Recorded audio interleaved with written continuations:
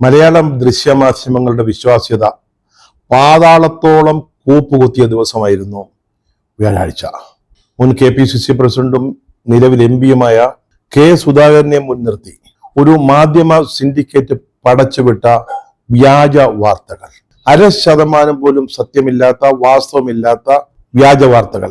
കേരള നിയമസഭയിലേക്കുള്ള തെരഞ്ഞെടുപ്പില് കോൺഗ്രസിന്റെ നേതൃത്വത്തിലുള്ള UDF-ന്റെ സാധ്യതകൾ കാണിയടിക്കാനുള്ള ശ്രമങ്ങളായിരുന്നു അത് ഒരു പകലിന്റെ തുടക്കത്തിൽ ആരംഭിച്ച് രാത്രി 8 മണിയോടെ ചീട്ടുകൊട്ടാരം പോലെ പൊളിഞ്ഞു വീഴുന്ന കാഴ്ച കേരളത്തിലെ ആളുകൾ കണ്ടു. അതാണ് നമ്മുടെ ദൃശ്യമാധ്യമങ്ങളുടെ വിശ്വാസ്യത തകർത്ത് കളഞ്ഞത്. ഈ വ്യാജ വാർത്തകൾ ഉപയോഗിച്ചുള്ള നാടകം രാവിലെയാണ് തുടങ്ങുന്നത്. ആദ്യമായിട്ട് നമ്മുടെ മാധ്യമങ്ങളില്, ചാനലുകളിൽ ഒരു വാർത്ത വരുന്നു. അതായത് നിയമസഭാ തെരഞ്ഞെടുപ്പിൽ കണ്ണൂർ നിയോജക മണ്ഡലത്തിൽ കെ സുധാകരൻ മത്സരിക്കുന്നു. കോൺഗ്രസ് ഹൈക്കമാൻഡ് അദ്ദേഹത്തിന് വഴങ്ങി, അദ്ദേഹത്തിന്റെ സമ്മർദ്ദത്തിന് കീഴ്പ്പെട്ടു. ആ സീറ്റിൽ ഹൈക്കമാൻഡ് വിട്ടുവീഴ്ച ചെയ്യുന്നു. അതുകൊണ്ട് അദ്ദേഹം മത്സരിക്കുകയാണ്. രാവിലെ കൊടുത്ത വാർത്ത അതായിരുന്നു. ഞങ്ങളാണ് ഈ വാർത്ത ആദ്യം നൽകുന്നത് എന്ന് അവകാശപ്പെട്ടുകൊണ്ട് കേരളത്തിലെ മുഴുവൻ ചാനലുകളും അത് പ്രേക്ഷകരുടെ മുന്നിലെത്തിച്ചു. അത് 1-ാം ഘട്ടം. ഉച്ചയായി, അപ്പോഴേക്കും വാർത്തയുടെ സ്വഭാവം മാറുകയാണ്. അപ്പോൾ നമ്മുടെ ചാനലുകൾ പറയുന്നു, കെ സുധാകരന് സീറ്റില്ല, അദ്ദേഹം കണ്ണൂർ മത്സരിക്കുന്നില്ല, MP-മാര് ആരും മത്സരിക്കേണ്ട എന്ന തീരുമാനത്തിലാണ് ഹൈക്കമാൻഡ്. അതാണ് അവസാന തീരുമാനം. സീറ്റ് ലഭിക്കാത്തതിന്റെ പേരിൽ നമ്മുടെ കെ സുധാകരൻ അങ്ങേയറ്റം അതൃപ്തനാണ്, കോപാകുലനാണ്. അതാണ് 2-ാം ഘട്ടം വാർത്ത എന്ന് പറയുന്നത്. അതോടൊപ്പം ഈ മാധ്യമങ്ങൾ പറയുന്നു, ഉച്ചയോടുകൂടി കെ സുധാകരൻ മാധ്യമപ്രവർത്തകരെ കാണും, അദ്ദേഹത്തിന്റെ വസതിയിൽ ഒരു പത്രസമ്മേളനം നടത്തും, അവിടെ അദ്ദേഹത്തിന്റെ ഭാവി പരിപാടികൾ പ്രഖ്യാപിക്കും. അങ്ങനെ അദ്ദേഹത്തിന് സീറ്റില്ല എന്ന 2-ാം ഘട്ട വാർത്ത കുറെ നേരം അത് ഓടുകയാണ്, അല്ലെങ്കിൽ ആ ഷോ കുറെ നേരം ഓടിക്കുകയാണ്. അല്പം കൂടെ കഴിഞ്ഞപ്പോഴത്തേക്ക് അടുത്ത ഘട്ടം തുടങ്ങുകയായി.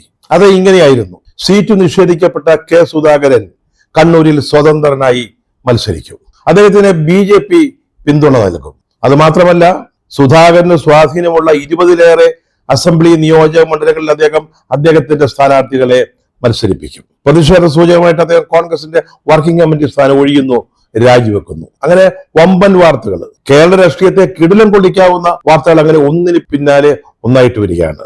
ആദ്യം സുധാകരന് സീറ്റ് ഉണ്ടെന്ന് പറയുന്നു, ഉച്ചയോടുകൂടി സുധാകരന് സീറ്റ് ഇല്ല എന്ന് പറയുന്നു, അത് കഴിഞ്ഞിട്ട് സുധാകരൻ സ്വതന്ത്രനായിട്ട് മത്സരിക്കുന്നു എന്ന് പറയുന്നു. അവസാനം പറഞ്ഞത് പത്രയുടെ വിമാനത്തിൽ സുധാകരൻ കണ്ണൂർക്ക് തിരിച്ചു പോവുകയാണ്. അതിനു മുമ്പായിട്ട് അദ്ദേഹത്തിന്റെ വസതിയിൽ പത്രസമ്മേളനം ഉണ്ടാകും. ചാനലുകൾ പറഞ്ഞ വാചകം ഇപ്പോഴും ഓർക്കുകയാണ്: അദ്ദേഹത്തിന്റെ വീട്ടിൽ പത്രസമ്മേളനത്തിലുള്ള ഒരുക്കങ്ങൾ തുടങ്ങിക്കഴിഞ്ഞു. ഈ 3 ഘട്ടങ്ങളിലായിട്ട് കെ സുധാകരനെ മുൻനിർത്തി വന്ന വാർത്തകളാണിത്. അവസാനം 8 മണിയോടുകൂടി നമ്മുടെ സുധാകരൻ വിമാനത്താവളത്തിലേക്ക് പോകാനായിട്ട് ഫ്ളാറ്റിൽ താഴേക്ക് വരുന്നു. അവിടെ തമ്പടിച്ചിരിക്കുകയാണ് നമ്മുടെ മലയാളം മാധ്യമ പ്രവർത്തകർ, പ്രത്യേകിച്ച് ചാനലിന്റെ മൈക്ക് പിടിച്ചവര്. അദ്ദേഹം കാറിലേക്ക് കയറി, എല്ലാവരും കൂടെ അദ്ദേഹത്തോട് ചോദിക്കുന്നു, എന്താണ് നിലപാട്, അങ്ങ് മത്സരിക്കുകയാണോ? അദ്ദേഹം പറഞ്ഞു, ആര് പറഞ്ഞു ഞാൻ മത്സരിക്കുന്നെന്ന്? ഞാൻ മത്സരിക്കുന്നില്ല, എനിക്ക് എന്റെ പാർട്ടി സീറ്റ് തന്നാൽ ഞാൻ മത്സരിക്കും, അല്ലെങ്കിൽ ഞാൻ മത്സരിക്കുന്നില്ല. അപ്പൊ പാർട്ടിയിൽ ഉറച്ചു നിൽക്കുമെന്നാണോ? അദ്ദേഹം എന്താ സംശയം?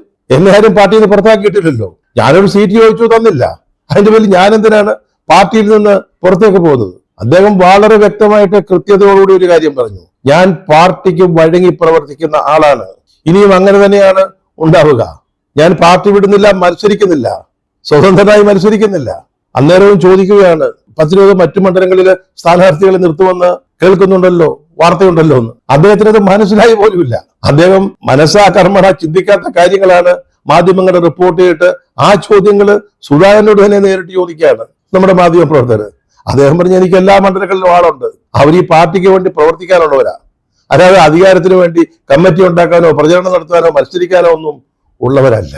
അങ്ങനെ 8 മണിക്ക് സുധാകരനെ മുൻനിർത്തി സൃഷ്ടിച്ച ഈ നുണവാർത്തകളുടെ വലിയ കോട്ട അദ്ദേഹം തന്നെ തകർത്ത് തരിപ്പണമാക്കുന്ന കാഴ്ച നമ്മൾ കണ്ടു. പക്ഷെ നമ്മുടെ മാധ്യമ പ്രവർത്തകർ ശിങ്കങ്ങളാണല്ലോ, അവര് സമ്മതിച്ചു കൊടുക്കത്തില്ലല്ലോ. അവർ വിമാനത്താവളത്തിലേക്ക് പാഞ്ഞു സുധാകരനെ അവിടെ ഇട്ട് പിടിക്കാൻ. അദ്ദേഹത്തിന്റെ ഫ്ളാറ്റിൽ നിന്ന് വിമാനത്താവളം വരെയുള്ള യാത്രക്കിടയിൽ വല്ല മനസ്സുമാറ്റവും സംഭവിച്ചാലോ, അല്ല ഞാൻ സ്വതന്ത്രനായിട്ട് വിമതനായിട്ട് മത്സരിക്കുകയാണെന്ന് ഏറ്റവും അങ്ങ് തീരുമാനിച്ചാലോ, അത് അപ്പോൾ തന്നെ ഒപ്പിയെടുത്ത് നമ്മുടെ പ്രേക്ഷകരെ അറിയിക്കണമല്ലോ. പായുകയാണ് മാധ്യമ സംഘം. അവിടെ വെച്ചും ചോദിച്ചു, താങ്കള് നിലപാടിൽ വല്ല മാറ്റം ഉണ്ടോ എന്ന്. അദ്ദേഹം പറഞ്ഞു, ഒരു മാറ്റവും ഇല്ല, അദ്ദേഹം കോൺഗ്രസിൽ ഉറച്ചു നിൽക്കുകയാണ്, മത്സരിക്കുന്നില്ല. ഇതൊക്കെ നിങ്ങളോട് ആരാണ് പറഞ്ഞത്? കെ സുധാകരൻ വളരെ കൃത്യമായിട്ട് നല്ല വൃത്തിയുള്ള ഭാഷയിൽ ആർക്കും ഒരു സംശയത്തിനോ ആശയക്കുഴപ്പത്തിനോ ഇടയില്ലാതെ പറഞ്ഞു വെച്ചിട്ടാണ് വിമാനം കയറിയത്. ഇന്നലെ അതാണ് ഡൽഹിയിൽ സംഭവിച്ചത്. വ്യാജ വാർത്തകൾ ഉപയോഗിച്ച് UDFന്റെയും കോൺഗ്രസിന്റെയും സാധ്യതകളെ തകർക്കാനുള്ള ഒരു ശ്രമം. കോൺഗ്രസിന്റെ പട്ടിക സംബന്ധിച്ച് തർക്കങ്ങൾ ഉണ്ടായിരുന്നു. സുധാകരൻ സീറ്റ് ചോദിച്ചിരുന്നു, മത്സരിക്കണമെന്ന് ആഗ്രഹം പ്രകടിപ്പിച്ചിരുന്നു. അടൂർ പ്രകാശ് ചോദിച്ചിരുന്നു. വേറെയും ചില MPമാർക്ക് നിയമസഭയിലേക്ക് മത്സരിക്കണമെന്ന് ആഗ്രഹം ഉണ്ടായിരുന്നു. പക്ഷെ അത് വേണ്ട എന്ന തീരുമാനമാണ് കോൺഗ്രസ് ഹൈക്കമാൻഡിനുണ്ടായിരുന്നത്. മറ്റു ചില മണ്ഡലങ്ങളിൽ സീറ്റുകൾ വെച്ചുമാറുന്നത് സംബന്ധിച്ച് തർക്കമുണ്ടായിരുന്നു. ലീഗുമായിട്ട്, കേരള കോൺഗ്രസുമായിട്ട്. ചില മണ്ഡലങ്ങളിലെ സ്ഥാനാർത്ഥികളെ കുറിച്ച് അഭിപ്രായ വ്യത്യാസം ഉണ്ടായിരുന്നു. പറഞ്ഞല്ലോ, കോൺഗ്രസിനെ പോലെ ഒരു പാർട്ടിയിൽ 95 സീറ്റുകളിലേക്കുള്ള സ്ഥാനാർത്ഥികളെ നിശ്ചയിക്കുന്ന അത്ര എളുപ്പമുള്ള കാര്യമൊന്നുമല്ല. കുറച്ച് ബുദ്ധിമുട്ടുള്ള സംഗതിയാ. അപ്പൊ തർക്കങ്ങളും അഭിപ്രായ വ്യത്യാസങ്ങളും ഉണ്ടാവും. പക്ഷെ കെ സുധാകരനെ മുൻനിർത്തി അദ്ദേഹം വിമതനായി മത്സരിക്കുന്നു എന്ന ഒരു കള്ളവാർത്ത ചമച്ച് ആളുകളെ തെറ്റിദ്ധരിപ്പിക്കാൻ സാധിച്ചാൽ അത് കൂടുതൽ പ്രയോജനകരമായിരിക്കുമെന്ന് ഇതിന് പിന്നിൽ പ്രവർത്തിച്ചവര് കണ്ടു. ഇതിന് പിന്നെ ഒരു മാധ്യമ സിൻഡിക്കേറ്റ് തന്നെയാണ് ഉണ്ടായിരുന്നത്. അതൊരു പഴയ മാധ്യമ പ്രവർത്തകന്റെ നേതൃത്വത്തിലാണ് പ്രവർത്തിക്കുന്നതെന്നാണ് മനസ്സിലാക്കാൻ കഴിയുന്നത്. മുഖം നോക്കാത്ത പത്രപ്രവർത്തനത്തിന്റെ പേരിൽ പ്രശസ്തി ആർജിച്ച ചിലരാണ് ഇതിന്റെയൊക്കെ പിന്നിലുണ്ടായിരുന്നത്. പക്ഷേ രാവിലെ തുടങ്ങിയ ഈ കള്ളവാർത്താ വ്യവസായം അല്ലെങ്കിൽ വ്യാപാരം അത് വൈകുന്നേരം സുധാകരൻ തന്നെ പൊളിച്ചു. വലിയൊരു ബലൂണ പോലെ കുത്തിവീർപ്പിച്ച് നിർത്തിയിരിക്കുകയായിരുന്നു മാധ്യമങ്ങൾ. അതൊരു ചെറിയ മുട്ടുസൂചി കൊണ്ട് കെ സുധാകരൻ തന്നെ അത് കുത്തിപ്പൊട്ടിച്ചു കളഞ്ഞു. എവിടെ നിന്നാണ് ഈ വാർത്തകൾ വന്നത് അല്ലെങ്കിൽ സംഭവിച്ചത്? ആരാണ് ഈ മാധ്യമ പ്രവർത്തകരോട് ഈ വക വാർത്തകൾ കൊടുത്തത്? ചിലര് പറയുന്നത് സുധാകരനുമായി അടുപ്പമുള്ള ചില വൃത്തങ്ങൾ. ഇതാരാണ് ഈ വൃത്തം? അടുപ്പമുള്ള ആളുകൾ.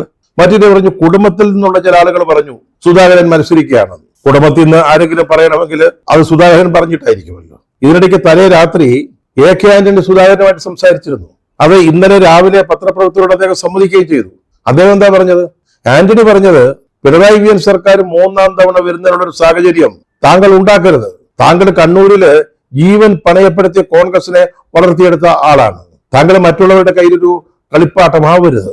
കോൺഗ്രസ് എതിരായിട്ട് നിൽക്കരുത്. എന്തെങ്കിലും തർക്ക വിഷയങ്ങളുണ്ടെങ്കിൽ പിന്നീട് അത് പരിഹരിക്കാം.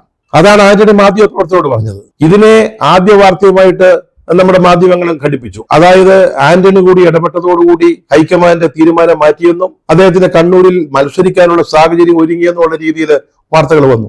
ആന്റണി അങ്ങനെ ഒരു വാക്കോ വാചകമോ പറഞ്ഞിട്ടില്ല. താൻ പറഞ്ഞതിന് സുധാകരൻ എന്ത് മറുപടി പറഞ്ഞു എന്നത് വെളിപ്പെടുത്താൻ പോലും അദ്ദേഹം തയ്യാറായില്ല. അത് വെച്ചുകൊണ്ടാണ് നമ്മുടെ മാധ്യമങ്ങള് സുധാകരന് കണ്ണൂരിൽ മത്സരിക്കാൻ അവസരം കൊടുക്കുന്നു എന്ന രീതിയിൽ വാർത്ത ചമച്ചത്. വാസ്തവത്തിൽ എന്താണ് സംഭവിച്ചത്? വ്യാഴാഴ്ച പുലർച്ചെ 2:45 മണി വരെ AICC പ്രസിഡന്റ് മല്ലികാർജുന ഖാർഗെയുടെ വീട്ടില് കേന്ദ്ര ഇലക്ഷൻ കമ്മിറ്റി കേരളത്തിലെ സ്ഥാനാർത്ഥി പട്ടികയുമായിട്ടുള്ള ചർച്ചയിലായിരുന്നു. അവിടെ ഒരു തീരുമാനമെടുത്തു. മിച്ചം വന്ന 40 സീറ്റുകളില് അത് 3 സീറ്റുകള് മറ്റു ചിലർക്കായിട്ട് മാറ്റിവെച്ചു. ബാക്കി 37 സീറ്റുകളിൽ ആരൊക്കെയാണ് മത്സരിക്കേണ്ടത്? MPമാർ മത്സരിക്കുന്നില്ല എന്ന് തീരുമാനിച്ചു. പെരുമ്പാവൂരിൽ എൽദോസ് കുന്നപ്പള്ളിക്ക് സീറ്റ് ഇല്ല എന്ന് തീരുമാനിച്ചു. ഈ തീരുമാനങ്ങളെല്ലാം ഈ 2:45 അവസാനിച്ച കമ്മിറ്റിയിൽ ഉണ്ടായതാണ്. അതിനുശേഷം 4:30 മണിയോടുകൂടി KPCC പ്രസിഡന്റ് സണ്ണി ജോസഫും പ്രതിപക്ഷ നേതാവ് VD സതീശനും നാട്ടിലേക്കുള്ള വിമാനം കയറുക. 4:30 കേരള ഹൗസിൽ നിന്ന് അവര് പുറപ്പെടുകയാണ്. അതിനുശേഷം രാവിലെ ആയപ്പോഴേക്കും ചാനലുകളിൽ വാർത്ത നിറയുന്നു. കെ സുധാകരൻ കണ്ണൂരിൽ മത്സരിക്കുന്നു. എവിടെ നിന്നാണ് ഈ വാർത്ത ലഭിച്ചത്? കെ സുധാകരൻ കഴിഞ്ഞ 3 ദിവസമായിട്ട് ബാബ ഗോദാവരി ഫ്ളാറ്റ് സമുച്ചയത്തിലെ MPമാരുടെ വാസസ്ഥലമാണ്. അവിടുത്തെ 301 നമ്പർ മുറിയിൽ കഥകടച്ച് കാത്തിരിക്കുകയാണ്. അദ്ദേഹത്തിന് കണ്ണൂരിൽ മത്സരിക്കണം എന്ന് ആഗ്രഹമുണ്ട്. അത് ഹൈക്കമാൻഡിനെ അറിയിച്ചിട്ടുണ്ട്, KPCCയെ അറിയിച്ചിട്ടുണ്ട്. അതിനുമേലൊരു തീരുമാനം വരുന്നതിന് വേണ്ടി കാത്തിരിക്കുകയാണ്. അദ്ദേഹം ഒരു മാധ്യമ പ്രവർത്തകരോട് സംസാരിച്ചിട്ടില്ല. അല്ലെങ്കിൽ ഏതെങ്കിലും മാധ്യമ പ്രവർത്തകരെ പറയട്ടെ ഇത് കെ സുധാകരൻ പറഞ്ഞതനുസരിച്ചാണ് ഞങ്ങൾ ഈ വാർത്ത കൊടുത്തതെന്ന്. അദ്ദേഹം മത്സരിക്കുന്നു എന്ന വാർത്ത. പക്ഷെ വാർത്തകൾ ഇങ്ങനെ വരികയാണ്, തുടർച്ചയായിട്ട് വാർത്തകൾ വരികയാണ്. സംഭവിച്ചത് ഇതാണ്. 2:45 തീരുമാനം എടുത്തിരിക്കുന്നു. ആ തീരുമാനം അനുസരിച്ച് സുധാകരന് സീറ്റില്ല, MPമാർക്ക് ആർക്കും സീറ്റില്ല. ഡൽഹിയിലെ AICC ബീറ്റ് നോക്കുന്ന മാധ്യമ പ്രവർത്തകർക്ക് അറിയാവുന്ന ഒരു കാര്യം, അല്ലെങ്കിൽ അറിയേണ്ട ഒരു കാര്യമുണ്ട്. അനുഭവത്തിനായി പറയുന്നത്, കേന്ദ്ര ഇലക്ഷൻ കമ്മിറ്റി പോലുള്ള ഒരു ബോഡി, ഒരു സമിതി ഒരു തീരുമാനം എടുത്തു കഴിഞ്ഞാൽ അത് പെട്ടെന്ന് നേരം വിളിക്കുന്നതിന് മുമ്പ് 2:45 എടുത്ത തീരുമാനം പിന്നെ രാവിലെ 9 മണിക്കോ 10 മണിക്കോ ഒന്നും ആരും മാറ്റത്തില്ല. അതുപോലും മനസ്സിലാക്കാതെയാണ് ആരോ ഫീഡ് ചെയ്തു കൊടുത്ത ഈ വ്യാജ വാർത്ത നമ്മുടെ ചാനലുകളെ ഏറ്റുപിടിച്ചത്, അല്ലെങ്കിൽ ഏറ്റു പറഞ്ഞത്. ഇതിനിടയ്ക്ക് മറ്റൊരു സംഭവം കൂടി ഉണ്ടായി. മത്സരിക്കാൻ താല്പര്യം ഉണ്ടായിരുന്ന മറ്റൊരു MP ആയിരുന്നു അടൂർ പ്രകാശ്. അദ്ദേഹം കേന്ദ്ര ഇലക്ഷൻ കമ്മിറ്റിയുടെ തീരുമാനം അറിഞ്ഞപ്പോ ഫേസ്ബുക്കിൽ ഒരു പോസ്റ്റ് ഇട്ടു, ഞാൻ മത്സരിക്കുന്നില്ല, ഞാൻ സ്ഥാനാർത്ഥിയല്ല. പക്ഷേ രാവിലെ എഴുന്നേറ്റ് നോക്കുമ്പോൾ ചാനലുകൾ കാണുന്നത് കെ സുധാകരന് പ്രത്യേകമായിട്ട് ഇളവ് കൊടുത്തെന്ന്. അപ്പൊ അദ്ദേഹം ഉടനെ തന്നെ പഴയ പോസ്റ്റൊക്കെ പിൻവലിച്ചു. എന്നിട്ട് അദ്ദേഹം വളരെ ശക്തമായിട്ട് പറഞ്ഞു, എനിക്കും മത്സരിക്കണം, കോന്നിയിൽ എനിക്ക് സീറ്റ് തരണമെന്ന്. പിന്നീട് യാഥാർത്ഥ്യം മനസ്സിലാക്കിയപ്പോൾ ആ ആവശ്യത്തിൽ നിന്ന് അദ്ദേഹം പിന്മാറുകയാണ് ഉണ്ടായത്. എത്രയെത്ര കലക്കങ്ങളാണ് ഈ വാർത്ത ഉണ്ടാക്കിയത്. ഇത് ചാനലുകളിൽ കണ്ടപാടെ കണ്ണൂരിൽ കെ സുധാകരന്റെ അനുയായികള് DCC ഓഫീസിന് മുമ്പിൽ വലിയ ആഹ്ലാദ പ്രകടനം, പടക്കം പൊട്ടിക്കുന്നു, മുദ്രാവാക്യം വിളിക്കുന്നു, ജാഥ നടത്തുന്നു. കോൺഗ്രസ് അണികൾ നിരാശയിലാവുന്നു. ഇത്രയും കാലതാമസം ഉണ്ടായിട്ട് പട്ടിക തയ്യാറാവുന്നില്ല. ഈ സീറ്റിന്റെ പേരില്, കണ്ണൂർ സീറ്റിന്റെ പേരില് എന്തുകൊണ്ട് കെ സുധാകരൻ പിടിവാശി പിടിക്കുന്നു എന്ന രീതിയിൽ അവർ ചിന്തിക്കുക. അവർക്ക് സുധാകരനോട് ഇഷ്ടവും സ്നേഹമുള്ളവരാ. പക്ഷെ അവര് ഈ തെരഞ്ഞെടുപ്പില് പിണറായി വിജയന്റെ ഭരണം അവസാനിപ്പിക്കുന്നതിനുള്ള തീവ്ര ശ്രമങ്ങൾക്കായി കാത്തിരിക്കുക, പ്രചാരണ പരിപാടികൾക്കായിട്ട് അത് തുടങ്ങാനായിട്ട് കാത്തിരിക്കുക. അപ്പോഴാണ് ഡൽഹിയിൽ നിന്ന് ഇത്തരത്തിലുള്ള വാർത്തകൾ വരുന്നത്. ഇത് ഏതേത് രീതിയിലെ കോൺഗ്രസ് പ്രവർത്തകരുടെയും UDF പ്രവർത്തകരുടെയും ആത്മവീര്യത്തെ തകർക്കാൻ പ്രയോജനപ്പെട്ടു എന്നുള്ളത് കാണാതിരുന്നുകൂടാ. അത് ഈ വാർത്ത ഇറക്കിയവരുടെ ഒരു ലക്ഷ്യമായിരുന്നു. കാരണം CPM-ന് അമ്പലപ്പുഴയിലും പയ്യന്നൂരിലും തളിപ്പറമ്പിലും വലിയ തിരിച്ചടിയാണ് നേരിട്ടത്. പലയിടത്തും പാർട്ടി നേതൃത്വത്തിനെതിരായിട്ടുള്ള അതൃപ്തി പുകയുകയാണ്. അപ്പം ആ ഒരു വള്ളത്തിലേക്ക് കോൺഗ്രസിനെയും UDF-നെയും പിടിച്ചിടണം. അതിനുവേണ്ടി CPM-ന് വേണ്ടി LDF-ന് വേണ്ടി വിട്ടുപണി ചെയ്യുന്ന ചില ആളുകൾ, മാധ്യമരംഗത്ത് നുഴഞ്ഞു കയറിയവര്, അവരാണ് ചെയ്തത്. ഒരു ഭാഗത്ത് ഈ മാധ്യമ സിൻഡിക്കേറ്റ് വ്യാജ വാർത്തകൾ പടച്ചുവിടുന്ന ആളുകൾ, മറുഭാഗത്ത് ഡൽഹിയിലെ രാഷ്ട്രീയ റിപ്പോർട്ടിങ്ങിലെ ചതിക്കുഴികള് ഇനിയും മനസ്സിലാക്കിയിട്ടില്ലാത്ത പാവം റിപ്പോർട്ടർമാർ. അത് അവർക്ക് ഫീഡ് ചെയ്ത വാർത്തകള് യാതൊരു ചെക്കിങ്ങോ ക്രോസ് ചെക്കിങ്ങോ കൂടാതെ സംപ്രേഷണം ചെയ്യുക ചെയ്തത്. ടെലിവിഷനിൽ അങ്ങനെ ഒരു പ്രത്യേകതയുണ്ട്. പത്രത്തിലാണെങ്കിൽ ഇന്ന് മലയാള മനോരമയില് ഇന്നത്തെ പത്രത്തിൽ ഒരു എക്സ്ക്ലൂസീവ് വാർത്ത വന്നാൽ മാതൃഭൂമിക്കും മറ്റു പത്രങ്ങൾക്കും അത് ശരിയാണോ എന്ന് നോക്കാൻ ഒരു പകൽ സമയം കിട്ടും. എന്നിട്ടാണ് ആ റിപ്പോർട്ട് അവരും കൊടുക്കണോ, അതായത് മനോരമയുടെ എക്സ്ക്ലൂസീവ് റിപ്പോർട്ട് പിറ്റേന്ന് അവര് പ്രസിദ്ധീകരിക്കണോ എന്നവര് തീരുമാനിക്കുക. ആ ഒരു രീതി അല്ലെങ്കിൽ സൗകര്യം പ്രിന്റ് മീഡിയയിലുണ്ട്. അതേസമയം ദൃശ്യമാധ്യമങ്ങൾക്ക് അതില്ല. ഏതെങ്കിലും ഒരു ചാനൽ ഒരു വാർത്ത ബ്രേക്ക് ചെയ്ത് കഴിഞ്ഞാൽ കണ്ണും പൂട്ടി അത് ആവർത്തിക്കുകയാണ് മറ്റു ചാനലുകൾ ചെയ്യുക. കാരണം അവർക്ക് ഒട്ടും പുറകോട്ട് പോകാൻ പാടില്ല. എന്ന് പറഞ്ഞ ചാനല് ഒരു വാർത്ത കൊടുത്താൽ B ഉടനെ തന്നെ അത് എടുത്ത് ഉപയോഗിക്കും. ഈ സൗകര്യം അറിയാവുന്നവരാണ് കോൺഗ്രസിനെ കുറിച്ചുള്ള അല്ലെങ്കിൽ UDF-നെ കുറിച്ചുള്ള വാർത്ത ഏത് ചാനലിൽ വന്നാലാണ് വിശ്വാസ്യത കിട്ടുക എന്ന് മനസ്സിലാക്കി അവർക്ക് ഇത്തരത്തിലുള്ള വാർത്തകൾ ചോർത്തി കൊടുക്കുന്നത്. ഈ റിപ്പോർട്ട് ആദ്യം ആരാണ് കൊടുത്തതെന്നൊന്നും പറയാൻ പറ്റത്തില്ല. ചിലപ്പോൾ ചില സെക്കൻഡുകളുടെ വ്യത്യാസം മാത്രമാണ് ഉണ്ടായിരിക്കുക. അത് കഴിഞ്ഞിട്ട് ആ വാർത്തയെ വളരെ തന്ത്രപരമായിട്ട് സുധാകരന് സീറ്റ് ഇല്ല എന്നതിലേക്ക് വളർത്തിക്കൊണ്ടുവരുന്നു. അത് കഴിഞ്ഞിട്ട് അതിൽ പ്രതിഷേധിച്ച് അതൃപ്തനായ സുധാകരൻ വിമതനായി മത്സരിക്കുന്നു, സ്വതന്ത്രനായി മത്സരിക്കുന്നു, BJP-യുടെ പിന്തുണ കിട്ടുന്നു, മറ്റു സീറ്റുകളിൽ അദ്ദേഹം സ്ഥാനാർത്ഥികളെ നിർത്തുന്നു എന്ന രീതിയിൽ കോൺഗ്രസിന്റെ സാധ്യതകളെ തകർത്ത് കളയാവുന്ന രീതിയിലുള്ള വാർത്തകൾ വരിക. അപ്പൊ അവിടെ ലക്ഷ്യം എന്താ? ഇതൊക്കെ കണ്ടിട്ട് കെ സുധാകരൻ സ്വതന്ത്രനായി മത്സരിക്കാൻ തീരുമാനിച്ചാൽ ലോട്ടറി ഓണം ബമ്പർ ലോട്ടറി അടിക്കുന്ന പ്രതീതിയായിരിക്കും LDF-ന് ഉണ്ടാവുക. അതിനുവേണ്ടി കാട്ടിക്കൂട്ടിയ നാടകങ്ങളായിരുന്നു ഇത്. വളരെ ബോധപൂർവമായ ഒരു ഗൂഢാലോചന എന്റെ പിന്നിൽ ഉണ്ടായിരുന്നുവെന്ന് ഇതിന്റെ തുടക്കം മുതലുള്ള ഡെവലപ്മെന്റ്സ് കണ്ടാൽ നമുക്ക് മനസ്സിലാകും. സുധാകരൻ പറയുന്നു, ഞാൻ മത്സരിക്കുന്നില്ല, ഞാൻ സ്വതന്ത്രനായി മത്സരിക്കുന്നില്ല, പാർട്ടി എത്രയോ വലുതാണ്, ഞാൻ എത്രയോ ചെറുതാണ് എന്ന് സുധാകരൻ പറയുന്നു.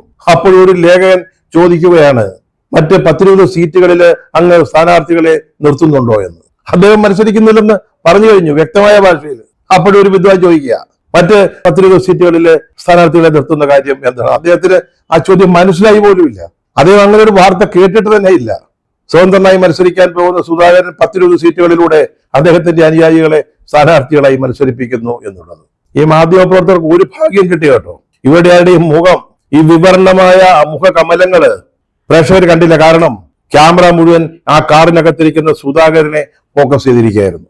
എത്ര അപമാനകരമായ ഒരു സാഹചര്യത്തെയാണ് ഇന്നലെ ഡൽഹിയിലെ ദൃശ്യമാധ്യമ ലേഖകർ നേരിട്ടത് എന്നുള്ളത് അവരൊരു ഇൻട്രോസ്പെക്ഷൻ നടത്തേണ്ടതാണ്. ഒരു ആത്മപരിശോധന അവർക്ക് വേണ്ടതാണ്. വാസ്തവത്തിൽ അവിടെ നടന്നത് മാധ്യമ പ്രവർത്തനം എന്ന് പറയുന്ന പാവനമായ ഒരു തൊഴിലിന്റെ വ്യഭിചാരമായിരുന്നു. എന്താ സംശയം? തെറ്റുകൾ പറ്റും. അത് പ്രിന്റിലായാലും വിഷ്വലിലായാലും ലേഖകന്മാർക്ക് തെറ്റുകൾ പറ്റാം. ഇത് തെറ്റല്ല. ഇത് വളരെ ബോധപൂർവമായിട്ട് കരുതി കൂട്ടിയുള്ള വ്യാജ വാർത്താ നിർമ്മിതിയും അതിന്റെ പ്രചാരണവുമായിരുന്നു. അതിന് പല ആളുകളും അറിയാതെ വീണുപോയതാവണം. അക്കാര്യത്തിൽ സംശയമില്ല. നമ്മൾ മനസ്സിലാക്കേണ്ട ഒരു കാര്യമുണ്ട്. നമ്മൾ എന്ന് പറയാൻ കാരണം ഈ ഫ്രട്ടേണിറ്റിയിൽപ്പെട്ട ഒരാളാണ് ഈ സംസാരിക്കുന്ന ആളും. അതുകൊണ്ടാണ് പറഞ്ഞത്, നമ്മുടെ അന്നം നമ്മുടെ തൊഴിലാ. നമ്മുടെ തൊഴിലിന്റെ ബലം എന്ന് പറയുന്നത് നമ്മുടെ വിശ്വാസ്യതയാ. പ്രത്യേകിച്ച് റിപ്പോർട്ടിങ്ങിൽ പ്രവർത്തിക്കുമ്പോൾ ഒരു റിപ്പോർട്ട് ഒരു ദിവസം മുഴുവൻ ആവർത്തിച്ചു കൊടുത്തുകൊണ്ടിരുന്ന വാർത്ത ഇങ്ങനെ പൊടിഞ്ഞ് അണ്ടം കീറുമ്പോൾ ഇല്ലാതാകുന്നത്, നശിക്കുന്നത് നമ്മുടെ ആ ലേഖകന്റെ ലേഖികയുടെ വിശ്വാസ്യതയാ. അതുപോലെ അവരെ പ്രതിനിധീകരിക്കുന്ന സ്ഥാപനത്തിന്റെയും വിശ്വാസ്യതയാണ്. അത് മറക്കരുത്. നമ്മുടെ ബലം അല്ലെങ്കിൽ നമ്മുടെ ആസ്തി എന്ന് പറയുന്നത് ഈ വിശ്വാസ്യതയാണ്. അത് കളഞ്ഞു കുളിച്ചാൽ പിന്നെ ഉപ്പിന് കാര്യമില്ലാതായി പോയാൽ പിന്നെ എന്താണ് അതുകൊണ്ട് പ്രയോജനം എന്ന് ചോദിച്ചതുപോലെ ഒരു റിപ്പോർട്ടറുടെ വാർത്തകൾക്ക് വിശ്വാസ്യതയില്ലെങ്കിൽ, പറഞ്ഞല്ലോ രാവിലെ മുതൽ നമ്മളിത് ശ്രദ്ധിച്ചതാ. ഒരു റിപ്പോർട്ടർ രാവിലെ പറയുന്നു സുധാകരന് മത്സരിക്കുന്നു, അദ്ദേഹത്തിന് ഇളവ് കിട്ടിയെന്ന്. അതേ റിപ്പോർട്ടർ ഉച്ചയ്ക്ക് പറയുന്നു ഇല്ല, അദ്ദേഹത്തിന് സീറ്റില്ല എന്ന്. ആ റിപ്പോർട്ടർ തന്നെ 1 മണിക്കൂർ കഴിയുമ്പോൾ പറയുകയാണ് ഇതിൽ പ്രതിഷേധിച്ച് സുധാകരൻ സ്വതന്ത്രനായി മത്സരിക്കുന്നുവെന്ന്. ഏറ്റവും അവസാനം സുധാകരന്റെ വാക്കുകൾ റിപ്പോർട്ട് ചെയ്യാൻ ആ റിപ്പോർട്ടർ നിർബന്ധിതരാകുന്നു. ഞാൻ മത്സരിക്കുന്നില്ല, എനിക്ക് പാർട്ടിയാണ് വലുത്, പാർട്ടിക്ക് വഴങ്ങിയായിരിക്കും ഞാൻ പ്രവർത്തിക്കുക എന്ന്. ആലോചിച്ചു നോക്കുക, ഒരു പകൽ സമയത്ത് ഒരു റിപ്പോർട്ടർക്ക് എത്രയെത്ര വേഷങ്ങൾ ആടേണ്ടി വന്നു എന്നുള്ളത്.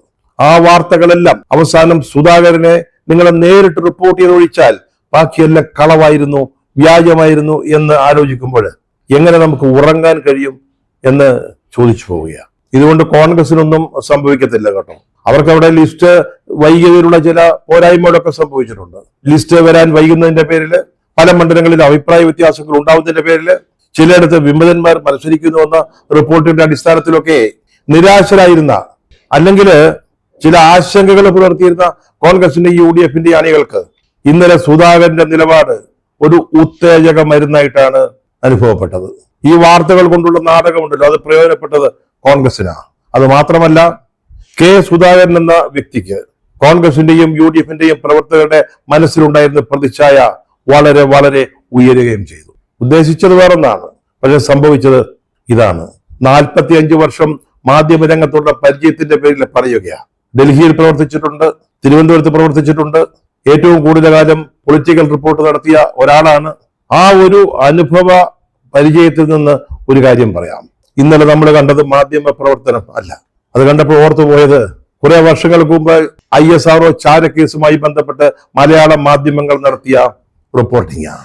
നിരവധി ആളുകളെ ചാരന്മാരാക്കി, എല്ലാ കഥകളും മെനഞ്ഞു. അതിന്റെ വിശദാംശങ്ങളിലേക്കൊന്നും പോകുന്നില്ല. പലരുടെയും കുടുംബജീവിതത്തെ പോലും അത് ബാധിച്ചു. പക്ഷെ അവസാനം ആ വാർത്തകളെല്ലാം പൊളിയായിരുന്നു, വ്യാജമായിരുന്നു എന്ന് തെളിഞ്ഞു. വാസ്തവത്തില് കെ സുധാകരനുമായി ബന്ധപ്പെട്ട് ഇന്നലെ ഉണ്ടായ വാർത്തകൾ, അതിന്റെ റിപ്പോർട്ടിങ് ഏതാണ്ട് ഒരു ഏകദിന ISRO ചാരക്കേസ് റിപ്പോർട്ടിങ്ങിന്റെ പുതിയ പതിപ്പായിരുന്നു.